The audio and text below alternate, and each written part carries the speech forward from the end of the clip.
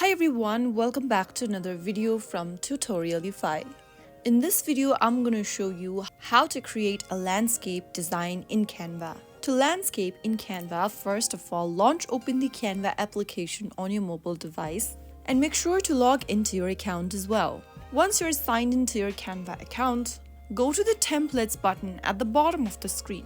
Now inside the search box at the top, type in landscape. You can also type in landscape poster or landscape presentation. Right after you do that, from the pre-designed template, select one that is already in landscape orientation. After doing so, you can then make further changes for the project, add text, elements, and other options. You can also change the color of your landscape template according to your preference. Use the elements available from the menu. You can also add music, draw images, add text, and much more. And that's how you will be able to create a landscape design in Canva. I hope you found the video to be helpful.